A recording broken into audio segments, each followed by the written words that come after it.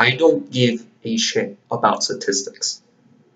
Now, if a player has really good statistics, I'm not going to judge him and say that he automatically sucks because he has really good ones. I'm just not going to jump to the conclusion that he's amazing just based on statistics alone. If you look at Peyton Hillis in 2010 was better statistically than Matt Forte. But if you also look at it, Matt Forte had a better career and also had a better career after 2010. And even though Peyton Hillis had the better statistics, if you look at Peyton Hillis' highlights, whenever he caught the ball, no one bothered to cover him. No one considered him. Why? Because Peyton Hillis is a fullback. Also, when he got a lot of his rushing yards, he had a great O-line with him. He had Joe Thomas and Alex Mack. And if you look at Matt Forte obviously didn't exactly need an O-line, and he still did well.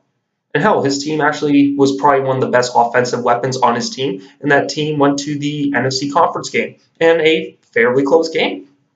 But if you base on statistics alone, you would say Peyton Hillis is better, which is bullshit. That's one example. Another example would be Dwayne Bowe. Dwayne Bowe in 1 year had 1,100 yards, 15 touchdowns. You feel like this guy's going to be a great star. But after that, he does nothing. Why?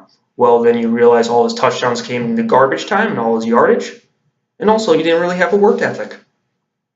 Those are some examples of why statistics isn't the clear-cut way to judge a player. Statistics are a better way to describe a player. If you look at yards per catch, if a player has a really good yards per catch, so if I look at Chris Hogan, he has the best yards per catch in the league. He's obviously not one of the best wide receivers. He's basically at best a second receiver on the depth chart or maybe a third. But yards per catch tells me that he is used on a lot of deep passes, that Tom Brady likes to throw to him on deep passes. Or let's just say he gets a lot of touchdowns. Well, it could mean that it's their main scoring unit. Gets a lot of yards, gets their main yards unit, gets a lot of receptions, he's the go-to guy. That's the idea of statistics. They're a better way to describe a team. That's how it works. Not only a team, but also a player, a coach, whatever.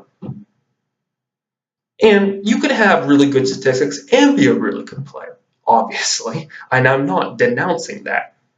And also, the main reason I look at statistics and don't view them as super important is because coaches look at film before they look at statistics.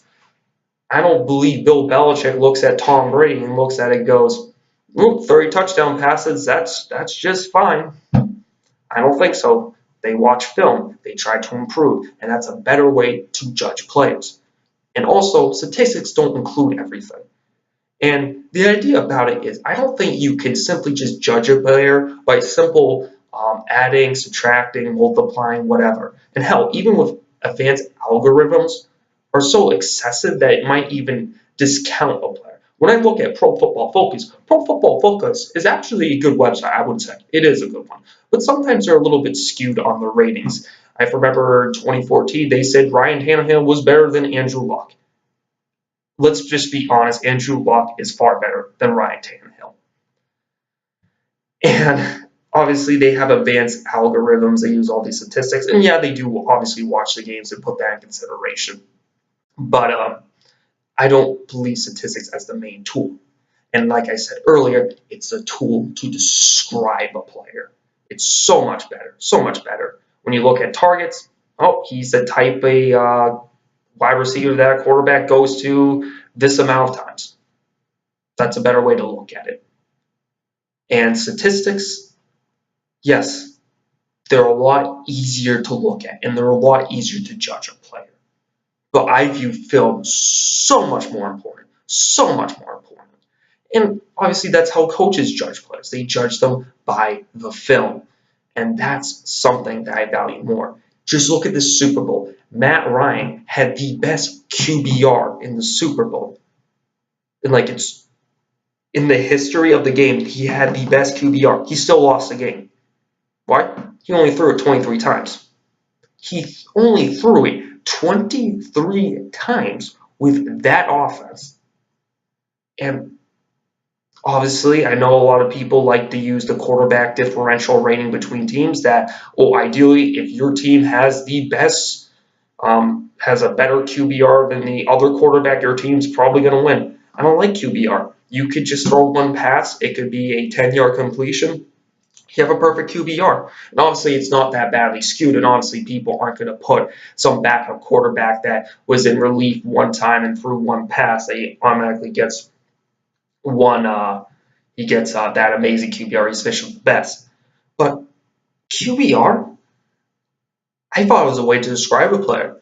I think QBRs are more for the quarterbacks, the Dak Prescotts in the world, where they don't really throw too much and they believe more about efficiency than about making a play. When I look at statistics, statistics are overrated.